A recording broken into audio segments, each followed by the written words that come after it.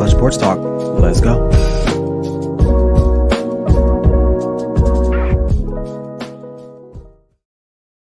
Happy Monday, everyone. It's me, your boy, Ryan Flowers, a.k.a. Clutch Sports Talk in the house. As usual, it's another live edition of Clutch Sports Talk.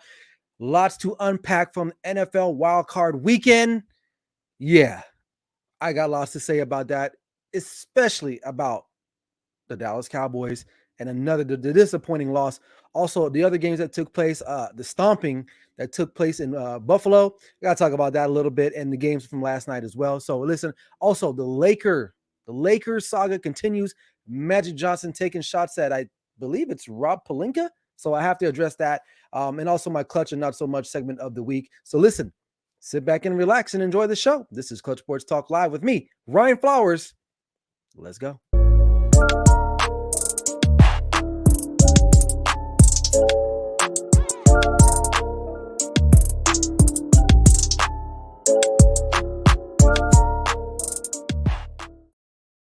What's up, everyone? How you guys doing this fine Monday? And not only just a Monday, happy Martin Luther King Day to everyone out there. Hope you guys enjoyed your day off. If you had it, if you didn't, still hope you had a great Monday. But I am here to get you guys ready.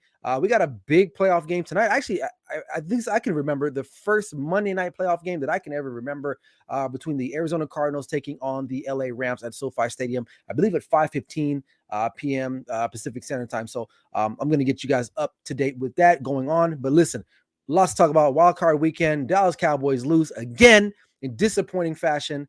I got tons to unload about that. And what's next for the teams that lost this weekend? Is there some future for some of these teams, or are they just going to continue to do what they've been doing? And also the Lakers saga continues. Magic Johnson firing shots. Jeannie Buss deserves better, et cetera, et cetera.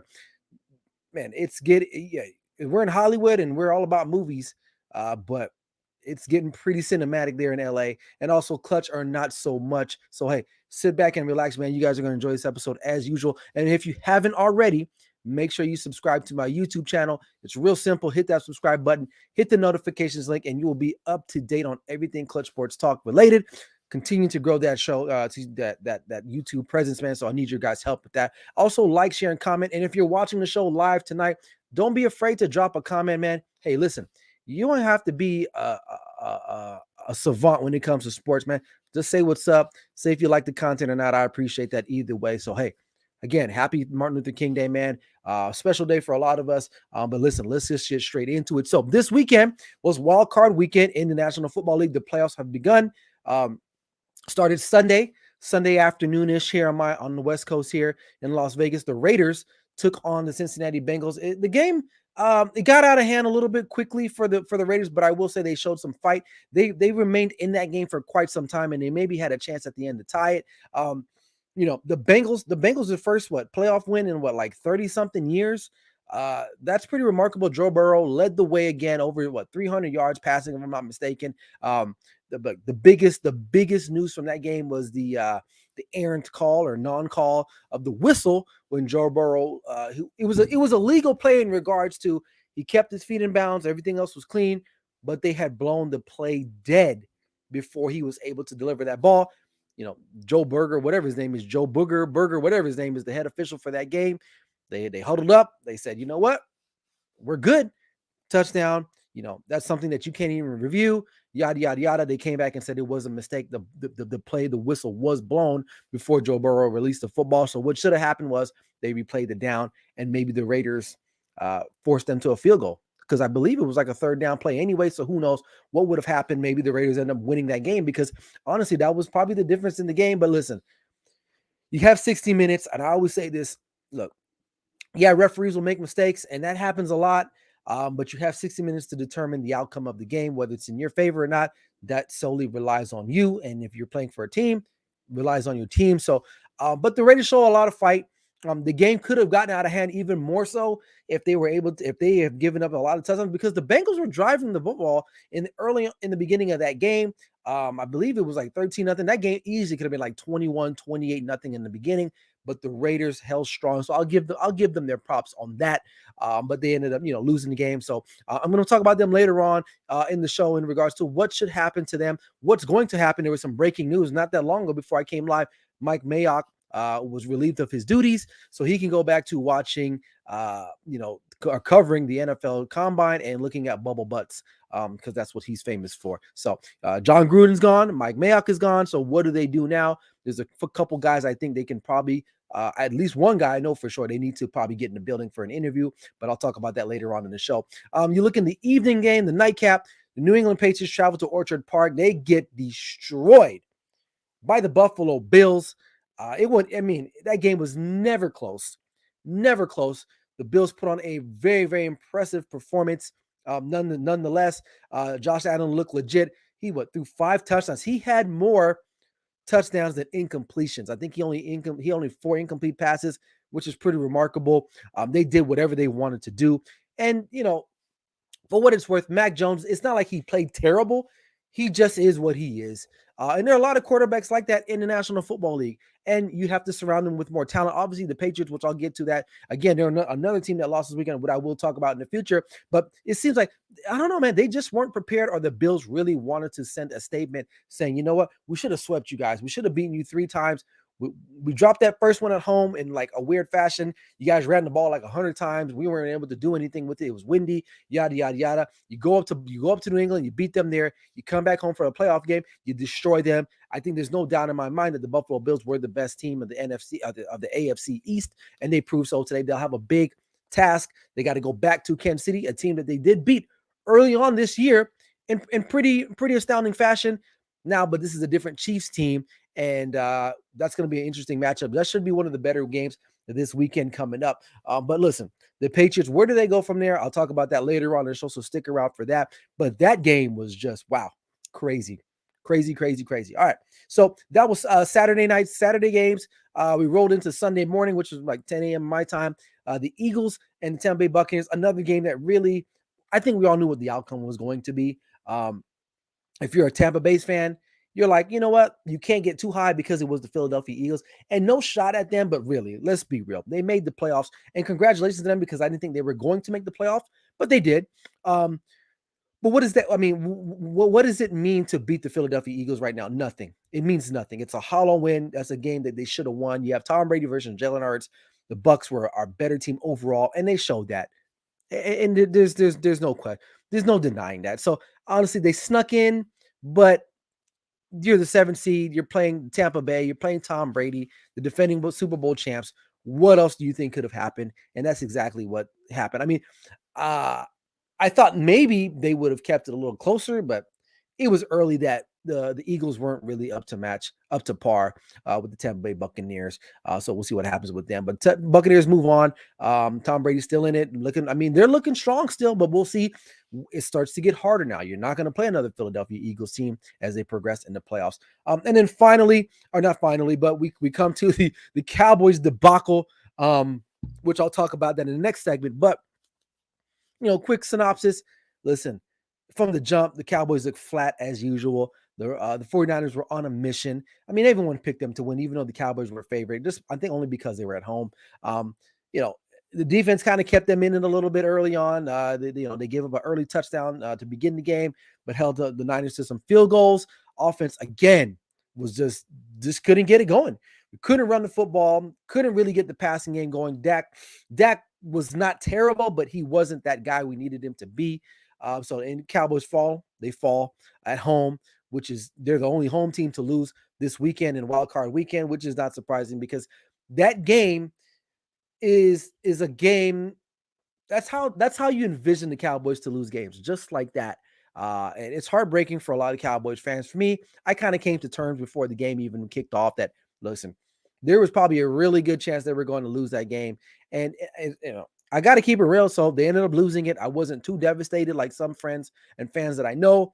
I'm just a realist. I'm not a fanboy. I love the Dallas Cowboys, but I'm not a fanboy. I'm going to keep it real. We're not blaming the refs here, et cetera, et cetera. So, but I'll touch base on them here in the next segment. But listen, in the final game of the weekend, the Pittsburgh Steelers, I guess they showed up to Kansas City, and they attempted to play a game. It really wasn't a game. That was another blowout. I mean, what a way for Big Ben to go out. I'm pretty sure he didn't envision that. Steelers snuck in there. They snuck in there. If it wasn't for Brandon Staley, it would have been the Raiders going there instead of them. But unfortunate for Ben Roethlisberger. They made the playoffs, but you drew one of the hottest teams in the National Football League, which was the Kansas City Chiefs, and you saw what happened there. But I don't know. So that's the wrap up. That's the recap of Wildcard Weekend. Pretty, for overall, I thought it was some really good games for the most part, with the exception of the two, the Buffalo Bills and the Chiefs and the Steelers. But I think the other games were watchable for sure. I know I tuned out on the Steelers and the Chiefs pretty quickly, and same thing with the Buffalo Bills. All right. Whew. Hold on, I got to drink some water for this one. The reason why I want this show is really, really tonight. I really wanted to get on live tonight. And I hopped on my Instagram live last night, but tonight, listen, the Cowboys lost. We all know that. Okay. As a fan, as a patron of the Dallas Cowboys, I've, bought in their stuff. I got all their memorabilia, been to a couple games, I traveled to go see them, et cetera, et cetera. Here we are, right? Again, where do we start? You know what? First things first, let's start with the coaching personnel, and we'll kind of feel our way around. But eventually, this all leads back to Jerry Jones, right? Mike McCarthy, a buffoon. There's really no other way to put it. The guy should not be a National Football League head coach. He just shouldn't be. His comments after the game, putting it on the refs. I don't think so. I think that's just a sheer case of not being prepared. I read today he expected the offense to kind of get it going at around halftime or so. And then on top of that, you follow that with the penalties, 14 penalties for like 90 yards. The Cowboys are the most penalized team in the National Football League, I think. And on top of that, it's the pre-snap stuff, false starts, offsides, illegal shifts, et cetera, et cetera. It's just a microcosm of the tenure of Mike McCarthy. And, and he's going to probably be retained. Unfortunately, as a Cowboys fan, I have to deal with that. And before I wrap this up, I'm going to tell you what I feel about the Cowboys moving forward. Personally, and it might surprise a lot of people, but I've been coming to terms with this for quite some time. But, you start with Mike McCarthy. The guy should not be a head coach in the National Football League. Simple as that. Kellen Moore should not be an offensive coordinator, yet alone a head coach. I honestly, if I'm a team looking for a head coach, I would not consider Kellen Moore. I can't. The play calling, he gets out coached a lot of times, especially against other really good teams. DeMeco Ryans is a rookie defensive coordinator in the National Football League, and he out coached a guy who's been a coordinator for at least 3 or 4 seasons.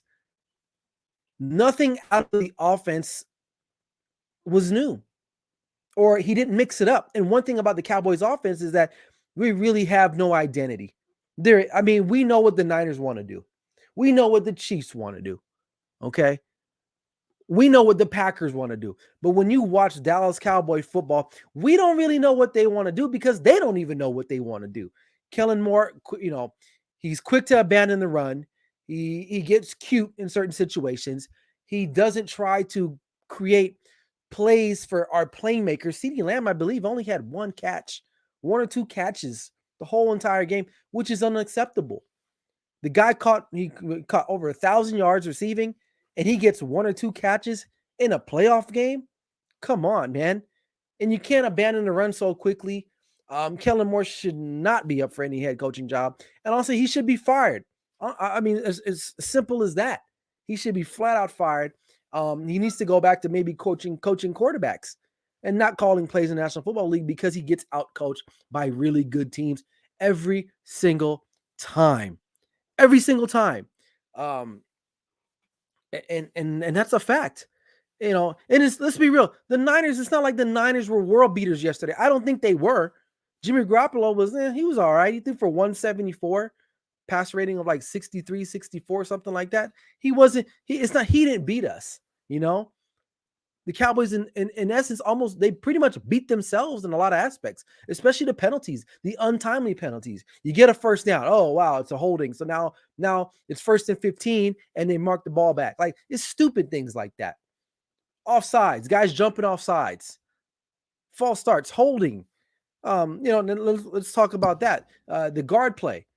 Anybody named Connor on the Dallas Cowboys should be cut. I'm sorry. Connor Williams, Connor McGovern, you guys are not doing the job. I was never a fan of Connor Williams when they drafted him out of Texas.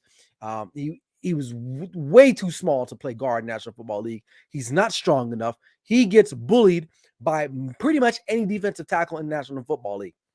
And that's a fact. So if he's not getting bullied, he's holding because he is getting bullied.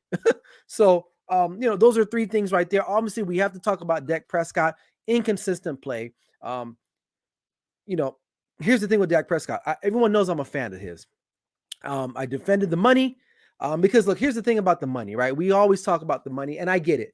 I can see why in a salary cap-driven league, you don't want to pay a guy like that who's not worth the 45 or whatever dollar amount he is worth or he's asking for. I understand that, right? But the market is what the market is. I can't go back on that, right? If it wasn't him, it was going to be some other quarterback. That's how it goes. But what annoys me too with Dak Prescott is, every week it's the same thing on the podium. I got to do better. It's like, okay, man. And that's why towards the end of the season, that's when I started to just resign to the fact that this is what's going to happen when we play in our first playoff game. So it was no surprise to me that the offense couldn't get going because why? Ever since the bye week, maybe outside the Raider game. Well, no, the Raider game is starting slow too. This team the offense have just struggled. They struggled. And they were living off and feasting off of the early games in the year. And that's why they were able to keep those league leading statistical stats because they feasted off of garbage in the beginning of the year. And Dak Prescott, look, did he play terrible? No. He threw for over 300 yards, 67 passer rating, whatever. I believe he was above 47% completion, but the throws he needs to make, he doesn't make them. He just doesn't make them. He either overthrows, he skips balls, so holding on to the ball long. Those are things that honestly, I don't think he's ever going to change. He's with 2016, he's 6 years in now. He is what he is. Now, the Cowboys are going to be hurting now because he's going to hit against the cap. And right now they have enough talent right now. I think the Cowboys on paper have one of the better teams, but unfortunately for them, they don't play the game. They don't play the season on paper. So we have a lot of guys locked up, but moving forward, are they going to be able to pay other guys in needs that they need? And I don't know if Dak Prescott's going to have to come back to the table and say, you know what? All right, let me restructure. Pull what a Tom Brady. If you were serious about winning, he will do so. He will do so. And I know he's a great leader, and I appreciate him for that. I don't think they should get rid of him, right? Because who do you get for him? A lot of people, trade him. It's not that simple. It's not that simple. Who wants to take on that contract? You're not going to cut him. You might as well just keep him and see what happens. But I do think it starts with the coaching personnel. Who's in that building? Because the Cowboys are soft. They are soft. The days of them, especially on the offensive line, mowing down people are gone. Tyron Smith is a shell of himself. Honestly, Zach Martin is the only reliable person we have on that offensive line. That's why Zeke can't get off the way he used to get off. And also Zeke has lost a step, even though, shout out to him. He played with a partial tear in his PCL. Tony Pollard really wasn't involved in the game yesterday that much. Why is that? Why isn't CeeDee Lamb being utilized more like Deebo Samuel? These are all things that come back. And then, again, Mike McCarthy, game management. What are we doing here? Why are we calling a quarterback draw when you have no timeouts? Simple things like that. And that's why this team will continue to be what they are. And Cowboys fans can be mad today. They can blame everybody. They can blame refs. But at the end of the day, the finger should be pointing to the GM / the owner of the Dallas Cowboys, and that's Jerry Jones. He is the problem. He will continue to be the problem for this franchise, unfortunately. From a business aspect, the Cowboys are Super Bowl winners as far as sales and revenue. They're the best. They're the most valued franchise in sports history, in sports today. And that's international, global. But when it comes to the product on the field, they are dismal. Dismal. You got quarterbacks that have won more playoff games than the Dallas Cowboys. I thought I saw a stat with Jake Delhomme has 5 playoff wins in the last 20 years than the Dallas Cowboys have playoff wins. And Jake Delhomme hadn't played in like 10 years, it seems like. It's sad. It's definitely sad, but Jerry Jones is the reason why this franchise will never be successful. Once he got rid of Jimmy Johnson and decided, I mean, he tried with Parcells, but obviously Parcells is not a yes man, and neither is Jimmy Johnson, and that's why it was never going to work out in the end, because Jimmy Johnson got the credit, and Jimmy Johnson was very, very adamant about saying, you know what, dude, yeah, you own the team, but this is my team. I coach the football team, and I think since then, Jerry Jones has been looking for guys that can just say, you know what, all right, Jerry, you do what you need to do. Just tell me what you want. I'll be that guy. And that's exactly how you get Mike McCarthy a gig. Mike McCarthy probably wouldn't have been hired by anybody else in the National Football League. Maybe. I don't know. He'd been out of football and he comes strolling along. At this point, he'll say anything to get the job, and he'll do anything to keep his job. So you can say fire Mike McCarthy, but really, who are we going to bring? Are we going to bring in a quality head coach? Probably not. And that's the sad part, is that you have all this talent that it would have been wasted and has been wasted over at least in my lifetime. They haven't won a Super Bowl since 95, 96. That's the last time. I was in the 6th grade, the last time the Cowboys won a Super Bowl. And that's the last time they won an NFC championship game. That's sad. That's sad. Okay. And as far as my outlook on the Cowboys moving forward, if Mike McCarthy is retained, I'll still support them, but I ain't gonna lie, man. Like I will probably be keeping my distance. I probably won't be going as hard for them because I'm tired. I'm tired. I've been beaten down. I'm tired of defending everything. I'm broken. I am a broken Dallas Cowboys fan. Because listen, at this point, they can win 12 games next year. I don't even care, man. I don't even care. I want to see playoff wins. That's what I want to see as a Dallas Cowboys fan. And so I'm done. I'm done living with them through the regular season.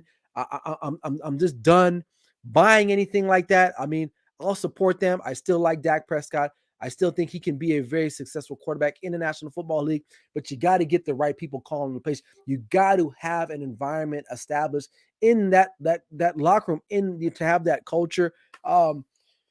Some people say elevate Dan Quinn. I don't know, man. I really feel like it's on Jerry Jones, and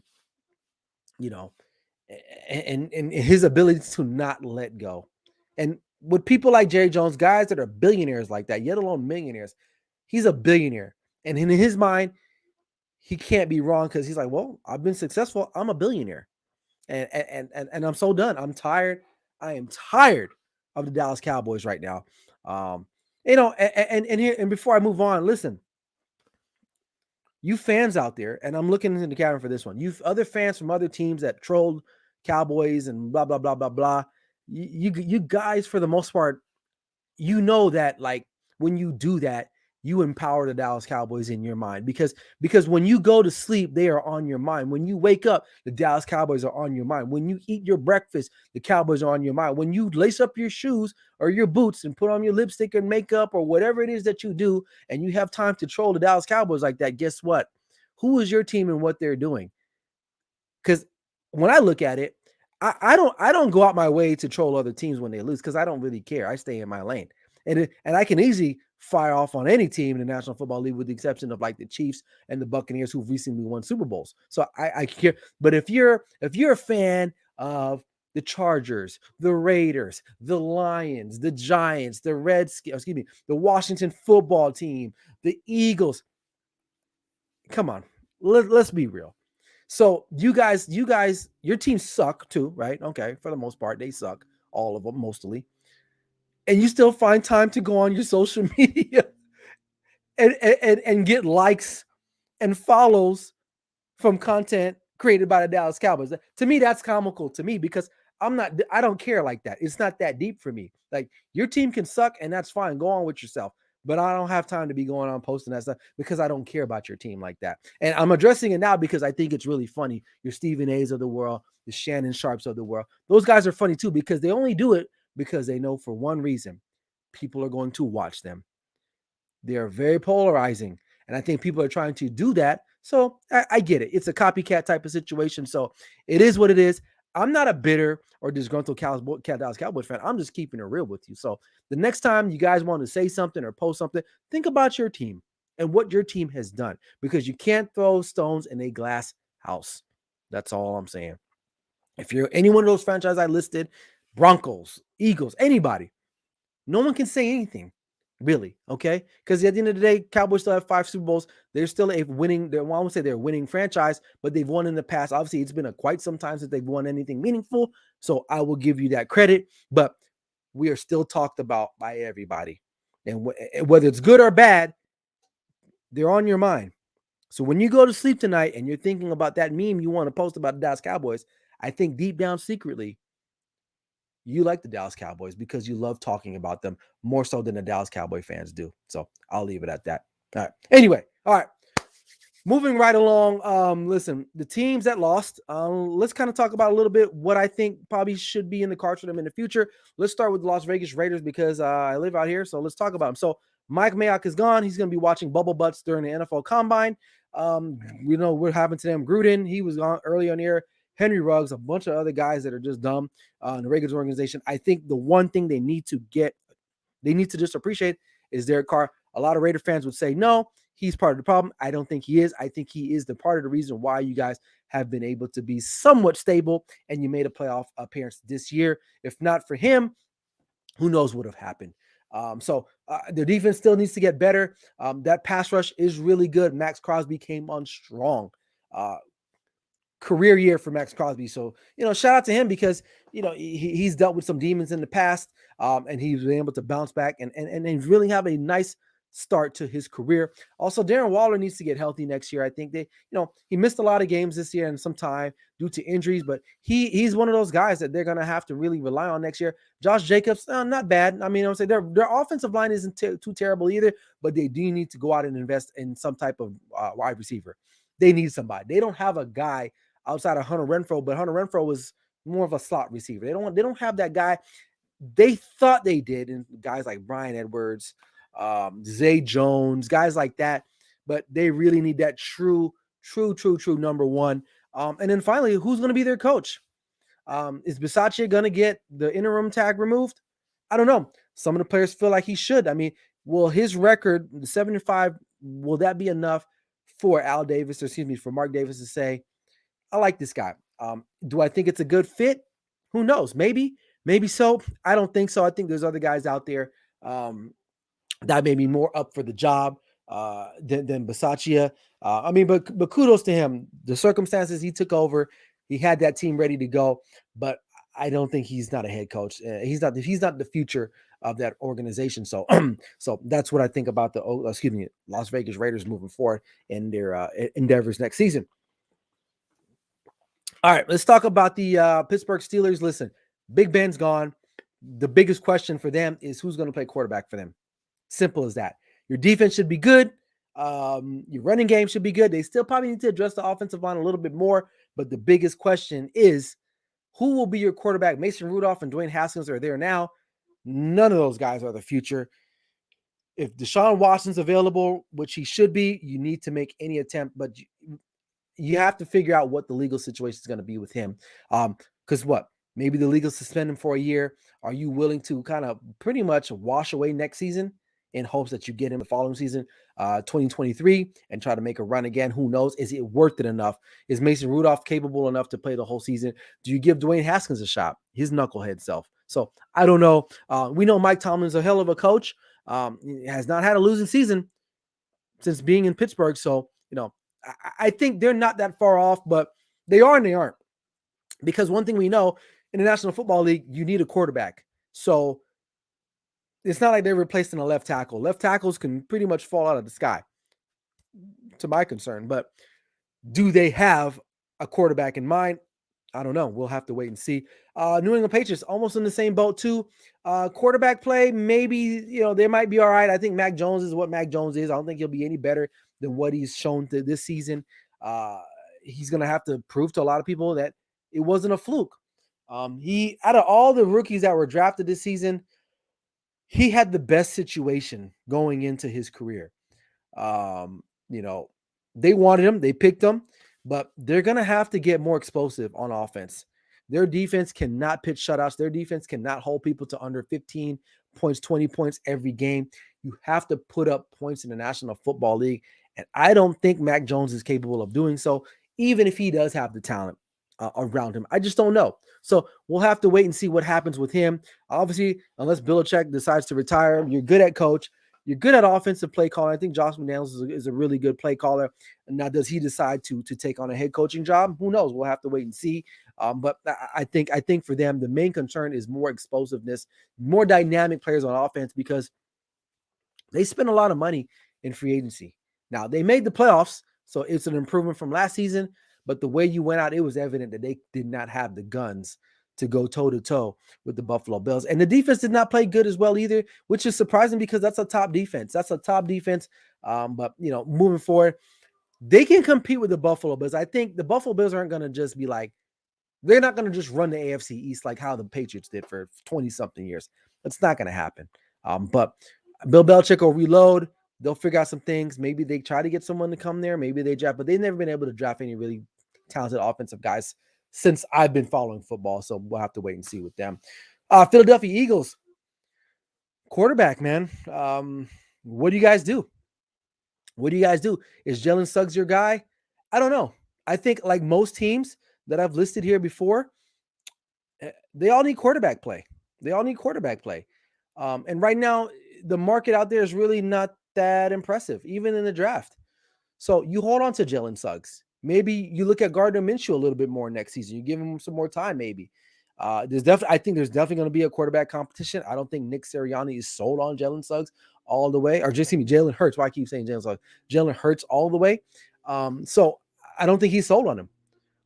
And obviously in the playoff performance really didn't help him solidify that job going into the next season. So I think there are doubts, there are questions about Jalen Hurts and the Philadelphia Eagles moving forward. I was surprised they even made the playoffs, to be honest with you. I didn't think they were going to. I thought Nick Sirianni was going to be a terrible coach. And I'm not willing to close that chapter yet. I don't think he's that great of a coach still.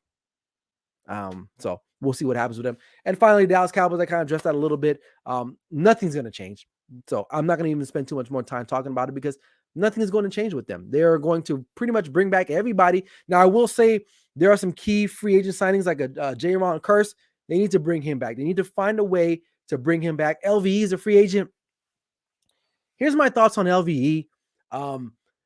If the money's right, you bring him back, right? You bring him back. But if he's wanting crazy money, nah, you can go. We got guys that we drafted like Jabril Cox, even though he hurt himself this year. We can bring him in, play middle linebacker or something. But LV must know what time it is. He's got to know the score.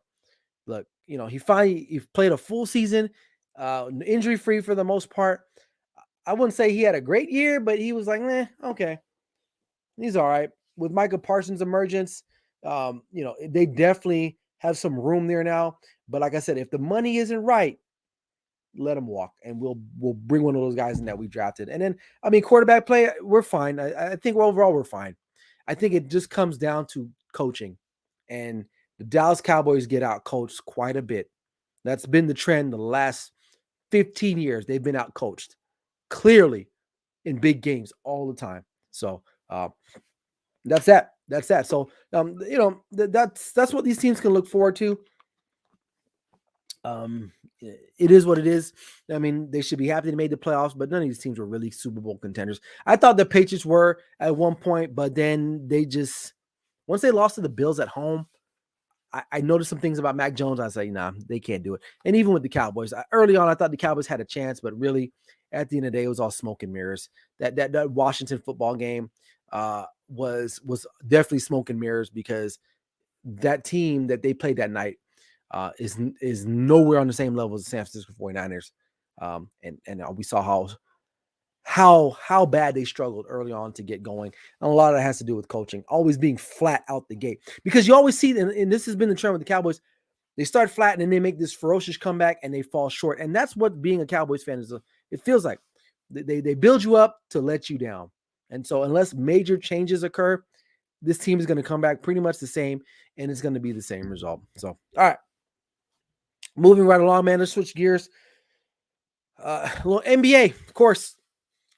I'll be real with you, man. I don't cover the NBA as much because to me, it's not as interesting as the National Football League, especially right now. A lot of guys are hurt. Now, I'm not saying the NBA is trash, but for me, if it's not the Lakers or really big story headlines, I'm not going to cover it that much. I don't care about certain things. What the Bulls did on a Wednesday night against the Hornets. I don't care. Who cares?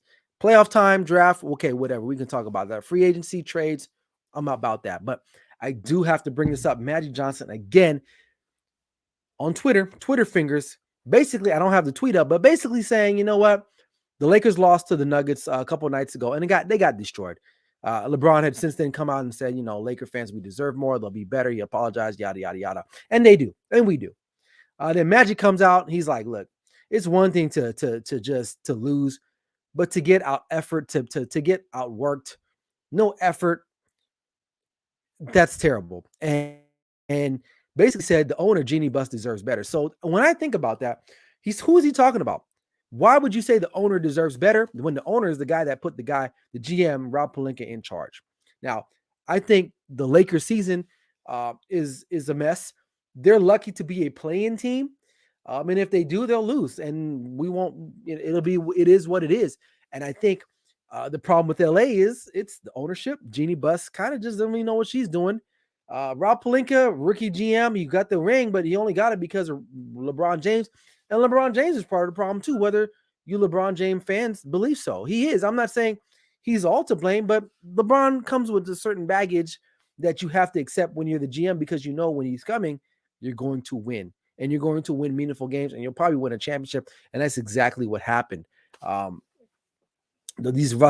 roster moves going into this year were questionable. Trading for Russell Westbrook instead of trying to go after like a Buddy Hield or even DeMar DeRozan, who's flourishing right now in Chicago.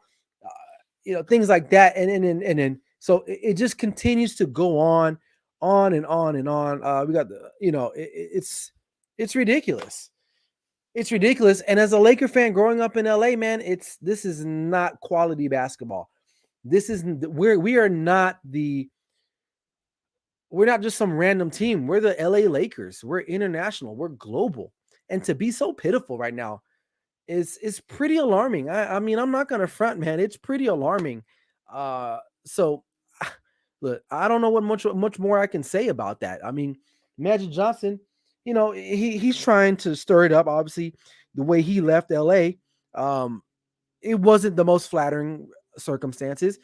He was brought into that management group, management team with Rob Pelinka. They had a falling out, whatever. Since then, guys that they thought were going to be surefire guys are gone. I mean, look what happened to Lonzo. He was their number one pick that year. He's not even on. He's on his third team now, right? Kyle Kuzma, he's gone. So Magic Johnson just needs to sit down too and be quiet. He's good friends with Jeannie Buss, so I know he's not going to throw Jeannie under the bus, no pun intended. But listen, he's not wrong. But honestly, this is what usually happens towards the end of LeBron's tenure in teams. They'll win early, they'll win a lot, but towards the end, the twilight, things like this start to happen. The roster becomes this so old all of a sudden. Guys can't function anymore. And to his credit, LeBron is doing everything he can. He's literally trying to carry this team, but they don't have guys, man. AD is still out. I mean, who knows what he's going to be like when he comes back, and he'll probably get hurt again before the season is over. Russell Westbrook, I do agree now he needs to be moved. He's really hurting the team more so. But who are you going to move him for? Who wants Russell Westbrook at this point? So the Laker saga continues. It's going to be interesting to see what happens with them down the stretch here. But I don't know, man. I really don't know what to say about that moving forward. All right, man. Before I get out of here, man, we got the clutch not so much. Shout out to the Buffalo Bills. Josh Allen doing his thing. 5 touchdowns, only 4 incompletions. This destroyed the New England Patriots. Not much more I can say about that. Not so much New England Patriots. How does that happen, man? Their first 5 possessions were touchdowns. Come on. What are we doing? Did you guys even show up to play on Saturday night? Because apparently you didn't, because you wouldn't have gotten blown out the way you guys did. So who knows what's going on with them. Clutch, Joe Burrow, first playoff game. Oh, Not what I want to do. First playoff game, first win. First win. Shout out to them. They got an interesting game. They got to go to Nashville. Tennessee can be beaten. And the Bengals have shown that they can go on the road and beat some teams. So this should be an interesting game. We'll see what's going to happen. I think Titans will be favored slightly, but we'll see how the Tiger King does when he goes on the road to Nashville. And finally, not so much the Dallas Cowboys. What more else can I be? What more can be said? They laid an egg again. So I'm not done with them completely, but I'm keeping them at bay because they're not going to hurt me no more. And that's not even good pronunciation or grammar. They're not going to hurt me anymore. I'm going to keep my distance. I'll support them from afar. But as of right now, the Cowboys need drastic changes, which are not going to come. So guess what? I am not insane. I'm not going to keep doing the same thing over and over again, expecting a different result. And that's exactly what the Dallas Cowboys are. They are one of the softest teams in the National Football League and undisciplined. And they're not well coached. And that starts with the ownership and the coaching staff that is in place right there. Not all the coaches, but a select few. Honestly, the biggest news for the Dallas Cowboys was re-signing Will McClay. If you don't know who Will McClay is, he's the guy responsible for the talent that you do see on the field for the Dallas Cowboys. So I don't know. We'll have to wait and see. All right. That's it, man. Arizona Cardinals, Rams kicking off just about 45 minutes from now in SoFi Stadium. It should be a good one. I know I said on my live last night I'm going to take the Rams, but my boys Bryson and Patrick kind of swayed me. I'm going to go with the upset tonight. Arizona Cardinals win tonight. I think Kyler Murray is going to have a phenomenal game. Matthew Stafford is going to stink it up, and the Rams are going to be left looking like, dang, we are still the same team, even though we got rid of Jared Goff. So we'll have to wait and see. So enjoy tonight's game. Next week should be good. Some more playoff games. Catch my next show. You know what? I might try to do something Friday night. Get you guys ready for the games going on that next weekend. So we'll have to wait and see. But make sure you subscribe to the YouTube channel. I appreciate everyone watching. Listen, that's all I got. So I'm done. I'm out here. I got stuff to do. This is Clutch Sports Talk Live with me, Ryan Flowers. Never settle till the work is done. See you guys later. Peace.